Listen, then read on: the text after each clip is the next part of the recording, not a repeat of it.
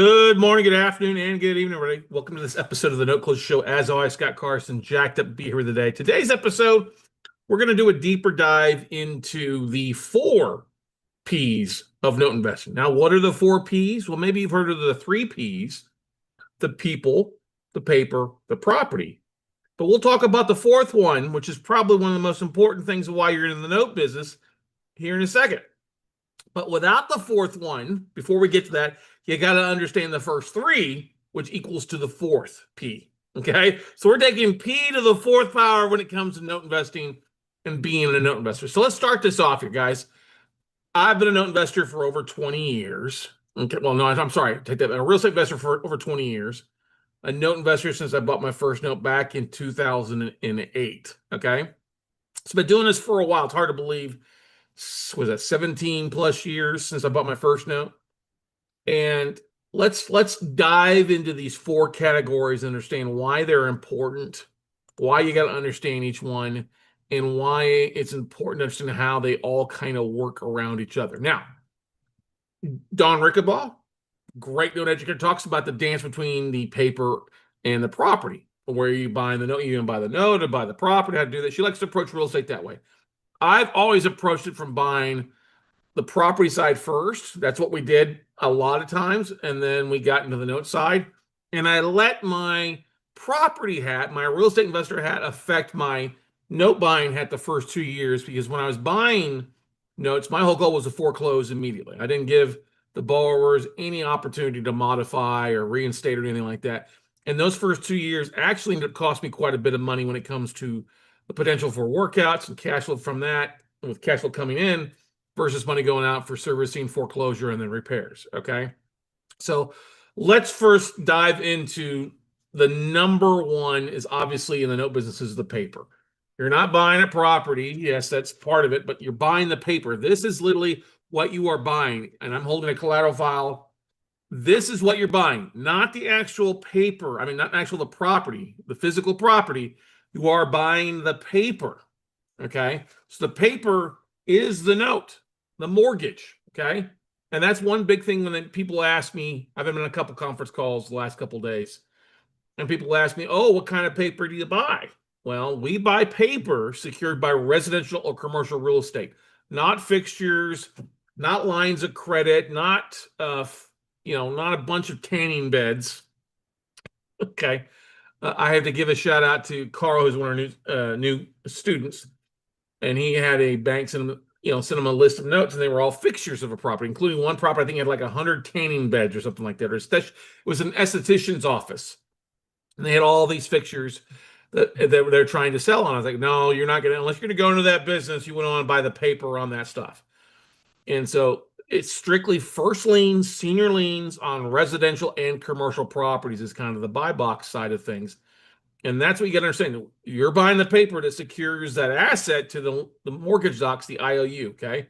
And of course, you can buy performing notes that the people have been paying on time, non-performing, as we say, where they haven't performed, stop paying for at least usually 90 days or longer, okay? And obviously, when you're looking into the paper side of the business, you got to understand that everything in a file is important. Some of it is more important than the other side. Like, I'll give you an example. The most important docs you need to have in the paper file is obviously the original or a lost note affidavit or the original note, okay, with the ink on it, which is great. If you don't have the ink, a lost note affidavit is just as fine, okay? Now, some counties record the notes. Others don't record the mortgage. Texas doesn't record the mortgage. Other states do. So that's a great way to be able to pull that off, okay? Of course, any assignments of mortgages of where that note's been sold off to people, you want to have an assignment for every sale, and also an allonge, which is just the endorsement of that note. You want to have an allonge for every assignment you have. Of course, it's important to make sure you got a deed of trust. If you can have the original title policy in there, especially if you're buying owner financing, you want to make sure there's a title policy in there. If there's not a title policy in there, there might be some issues with that. Okay, I like to buy direct from banks because it's going to be clean title usually. Okay, we'll talk more about why that's works in our favor a little bit more than buying owner finance notes a little bit further down the road. But the idea is knowing what's on that note. What are you buying? What are the terms, the interest rates, the payments? maturity date, what's if there's a modification, what's been outlined in that modification agreement is very important for you. And the part of it is that you're going to get a PDF, we call that a soft copy when you're evaluating. You're not going to get the physical copy until about 30 to 45 days later. It's still important to look through that physical hard copy when you get it after you close, because there may be things in it, maybe a deed in lieu, there may be hardship letters. That's why you really want to take the time to dive into, because if you get hardship letters on the front end side, that can help determine the property and the people side of it later on. What are they willing to pay? What are they wanting to do? Okay. But for the most part, on the front side paper, it's just a collateral file. You're maybe get the financial docs or the original 1003, which that's the original loan application. Obviously making sure that you're seeing all sorts of information in there as far as the borrower's information, social security number, that kind of stuff. That's important to it. Now, if it's with a bank, it's usually gonna be pretty quality paper, cleaner paper than if it's with a fund, or if it's being self-service, that will also kind of devalue the property. I mean, devalue the paper versus it would being a third-party servicing company. A third-party servicing company is going to need a clean file, at least get all that information. And that's really why you will use a service a lot of times, because what's written on paper kind of gets transferred over into an Excel that way. All right. So that's one of the most important things. Obviously, like I said, going back to deed of trust, the mortgage docs, the original mortgage docs, any assignment of mortgage, any allonges, and anything else you get on in there, inspections, appraisals, bank statements, all that stuff that may come from the borrower is bonus stuff. Copy of driver's license. Look for, we have this requirement here in Texas with a survey. Not every other state requires that. That actually saved us about $500 on a deal in Miami, as the new buyer wanted to order a survey. And my partner at the time couldn't find the survey because she hadn't looked through it. I knew that there was a survey in the collateral file. I was able to go find it, send it over, saved us $500. Okay. But the biggest pitfalls is not looking at your collateral file when you're brand new. Take a look at it, go through it, document the different forms, and making sure, especially in the assignments, that the dates match up and the entities match up for it. Okay. Red flags, if it's written on a napkin, if it doesn't look uniform, if you don't have, like I unfortunately had a family send me some of their mortgages they're trying to collect that their dad had written out. And it was a one-page thing with no notary on the signature. The signature was, you couldn't read it. It was basically a term sheet. It wasn't a mortgage. Okay, so that was a hard conversation to have with that family member. I said, listen, this isn't worth the paper it's written on. You're going to have zero luck collecting this $30,000, this $40,000, this $5,000 from these people, because this really isn't a solid note. So always run your paper through an attorney or through a registered mortgage loan originator to do that. So that's the most important thing. This all starts with paper. The paper is the most important thing to take a look at, making sure it's clean paper, clean collateral file, and go from there. Now, of course, what does the paper securitize by? It's secured by the value of the property. The property is important. So number one rule is never buy a note on a property that you don't want to end up owning. That's like the number one cardinal rule on the 10 commandments of note investing. Okay. Never buy a note on a property you don't want to end up owning. Okay. And then looking at the property, making sure the value is there. All right. That the value is above what you're paying for the note. Okay. That you've got that difference, that I don't care if they owe more than the property's worth, but make sure that you're buying it at a price below market value. Now, if they owe less than what the property's worth, making sure you're buying that note at a price that makes sense. So if you do have to foreclose, and that's your only strategy, is that you make some money at the foreclosure auction. Okay. But location is important. Avoid rural stuff unless you're living out in a rural area.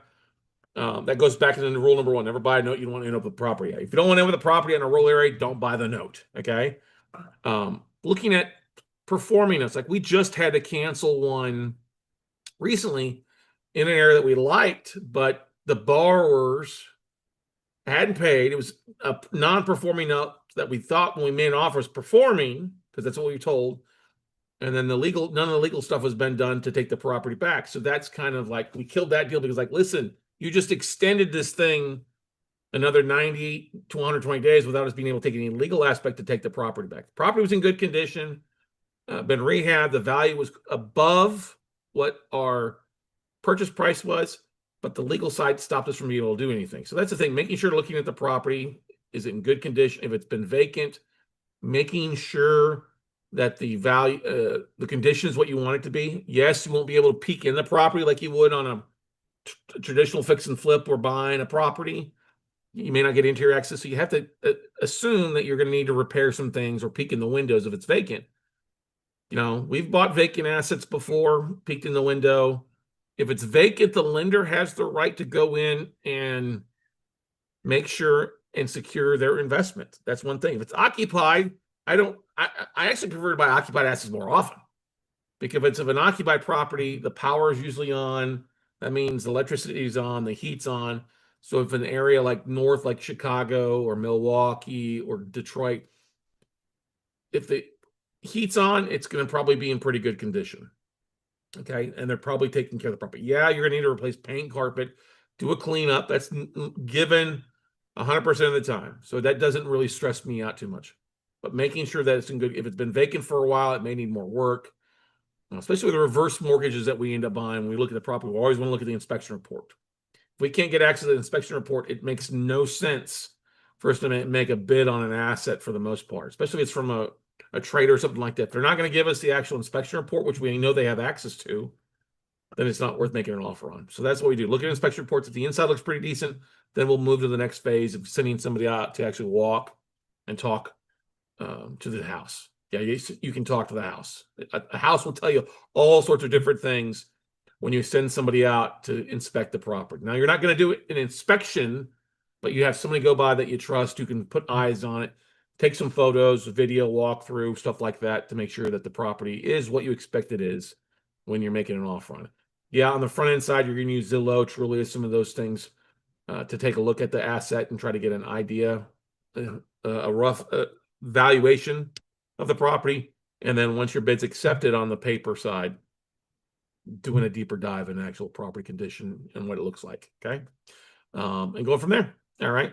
Now, the great thing, if it is occupied, you're not going to get inside, but if it is listed for sale on the MLS or has been listed for sale at some point in the last 6 to 12 months on the MLS, you could probably get interior photos then, or talk to the listing agent to see what kind of condition the property was in when they listed it. Okay. The third thing, the people. Okay. This is very important. This is what separates a lot of other investors out, niches out there, is the people side. Real estate investors, for the most part, they come into the idea oftentimes knowing that the people are not going to be responsive, right? Like, I'll give you an example. A lot of foreclosures get delayed because of people going in filing bankruptcy and delaying things. Well, people bidding at the auctions, they get upset because they did all this work and there's no opportunity now because the borrowers delayed things. Well, we like when people take action to file bankruptcy. Specifically, they do it before we're buying the notes, because we know that it's going to be either a payment plan in a BK Chapter 13 or a liquidation of the asset, like a Chapter 7. Okay. But the borrower behavior is so important to determine in number 4. Are they living in the property? Are they trying to make payments? Have they been communicative with the servicing company? If the servicing company or the previous note seller send out a door knocker, what happened with that? What's been the conversation aspect of it? Looking at and doing a little bit of deeper dive into the borrower's socials. We have found notes that we were going to buy on, like one example out in San Diego. We're going to buy this known as property, liked all the numbers, did a research and looked at what happened, found the borrower information, found them online, and found out that their son had committed suicide in March, and that's when they stopped paying. And I was like, I can't in all good conscience buy this non-performing note and then foreclose when they've lost everything. I just did not want to do that. You know what I mean? I've had other people, though, when we've searched, as I always make the running joke, we had a lady borrower out of Orlando who was like, am I going to make my mortgage payment, or am I going to go to Disney? I'm going to go to Disney. Well, I'm not going to let you stay in that house. I'm going to go foreclose on you. Same thing, like we were buying a note in Illinois and the borrower had broken his leg, and he posted on socials, he broken his leg, been out of work. I'm willing to work with that individual. And that's also difficult. It's so difficult sometimes for people, like, well, they haven't paid, I'm going to foreclose. Because like I said earlier, I had that mentality in my first 2 years. Oh, no, you don't pay, you're deadbeat, I'm going to foreclose on you. Okay. look at what's going on. There's a lot of things that have happened before. Like we bought this one note down in San Antonio a few years back. The bar got divorced, couldn't afford to make the payments. He was going to school. I wasn't going to foreclose on him. I was going to offer him a chance to get out of the bad situation. So he did a deed in lieu. Cash for keys. We've done that before. I mean, there's 10 different ways to make money, besides just, wholesaling the note and flipping the paper, getting them back on track with a reinstatement, a payment plan, letting them assign the property. They have a family owner or a family member that wants to take over payments. Do you want to stay in the property? Do you want to go? That's a very important conversation to have with the bar, either through your servicing company or attorney. If they don't want to stay, then let's liquidate that property some sort. Let's do a short sale if they owe more than the property's worth. Let's do a cash for keys if we can't do a sale in 30 days or a traditional sale. Like I'm working on this one deal right now in New Braunfels. New Braunfels is basically about halfway between San Antonio and Austin. It's right off I-35. This family bought this house back in 2008. It's worth about $400. They owe $260 on it. They haven't paid in 6 months. They've got some equity, and they're business owners. I know their business is still open, but they just stopped communicating with the servicing company. I haven't seen a death in the family. Am I going to buy the note? Yeah, I've gotten offered 80 cents of what's owed. If I can buy it at 80, I'm willing to work with them because it should be a pretty good yield, even if they reinstate. But if they don't reinstate, then it's going to make money either to sell the property, I get paid off in full because I got a ton of equity. That's a good day. Or if they won't, and we do foreclose, even if I got paid off full in the auction, it's going to be a win-win. So it's a win-win-win. I would rather it be a win for the borrower too, in some sort of fashion. I'm even willing to offer cash for keys and give them a chunk of their equity to avoid them having a foreclosure on their credit. Okay. So that's the thing to look at, making sure you're talking with your servicing companies, talking with an attorney. If there's already a servicing company, getting those servicing notes to see what kind of responsiveness. If it's with an attorney, talking with an attorney to see what's going on. Has the borrower engaged counsel to fight the foreclosure, or are they being non-responsive, or have the borrowers, approached with some sort of option, a loan mod, forbearance agreement, anything like that they've approached to avoid a foreclosure. Okay. Maybe there's a death in the family that will delay things. Who knows? Okay. Now, these three things, the paper, the property, the people, and their actions, all lead to the fourth P, which is your profit. Okay. Now, by profit, you have to understand and evaluate and go with kind of what your goal is. Obviously, if you're buying a performing note, it's pretty easy to figure out your profit by taking the principal and interest payment times 12 months, divide that by what you're paying for the note. It's going to give you a rough yield, and that's your profit.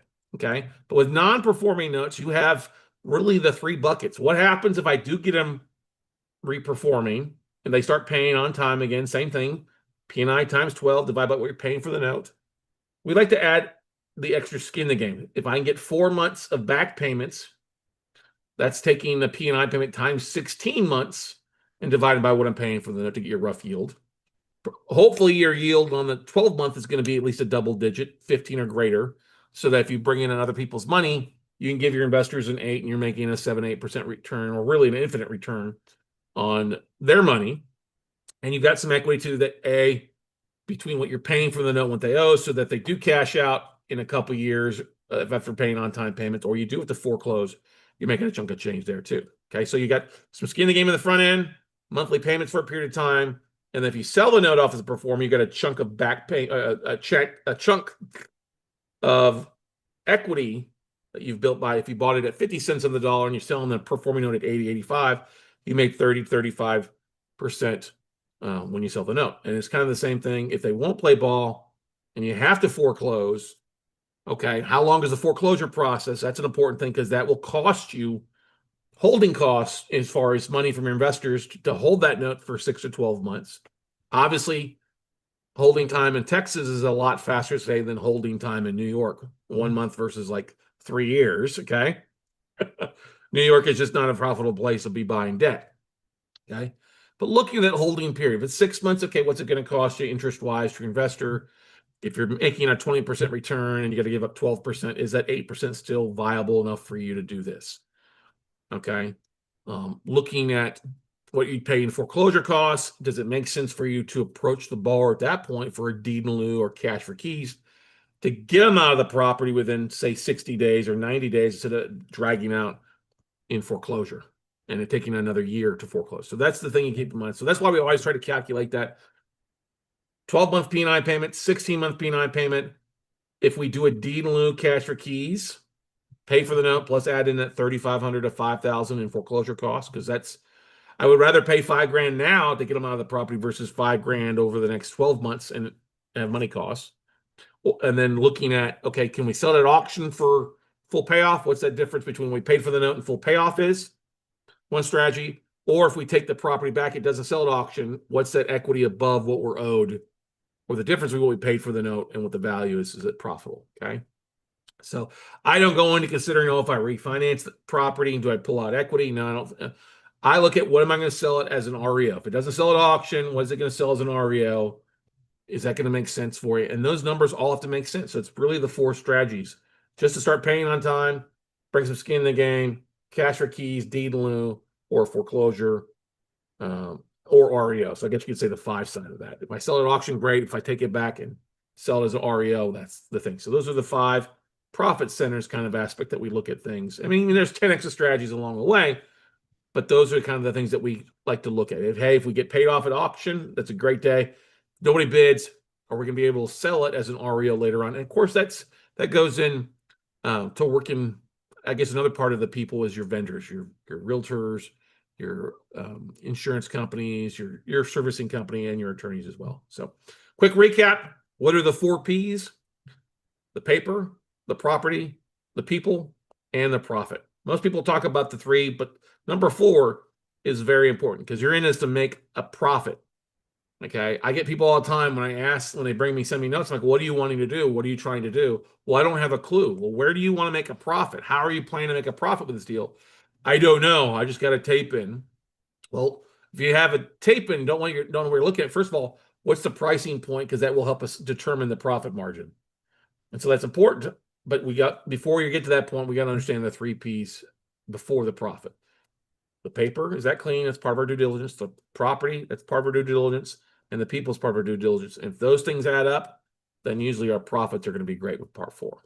So hopefully that was valuable for you. Once again, the 4 P's: the paper, the people, the property, and the profits. Go out, take some action, everybody. Have a great day. If you have any questions, feel free to reach out to me at talkwithscottcarson.com. And make sure you check out our next upcoming 3-day workshop at notebuyingfordummies.com. Thanks, and have a great day, everybody.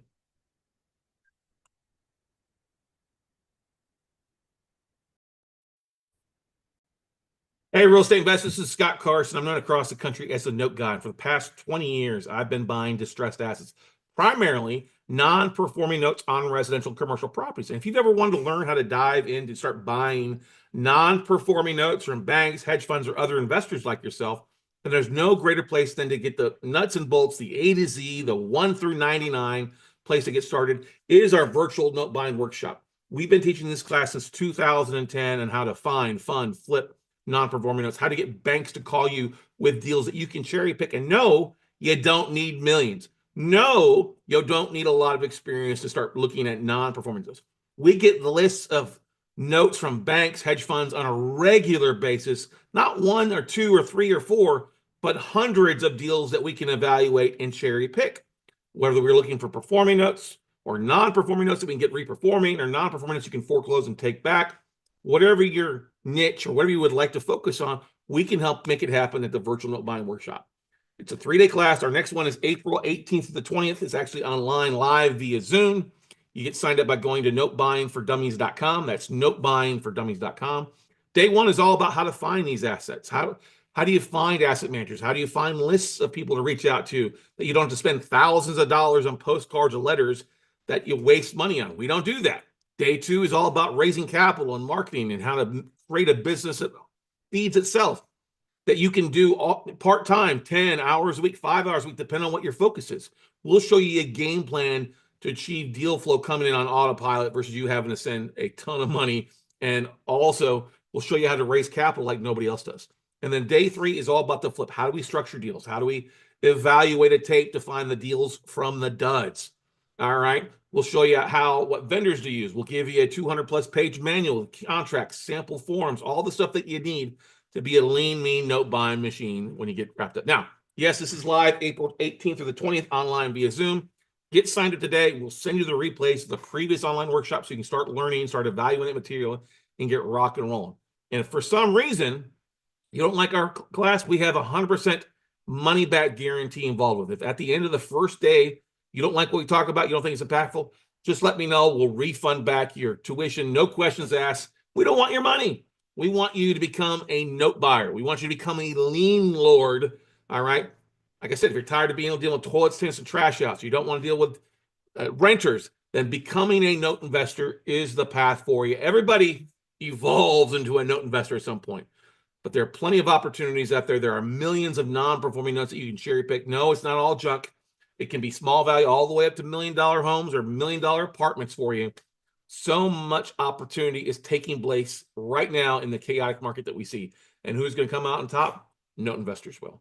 So take the time, get signed up today, April 18th to 20th. Go to notebuyingfordummies.com or go to our website, weclosenotes.com, and sign up for the virtual workshop there.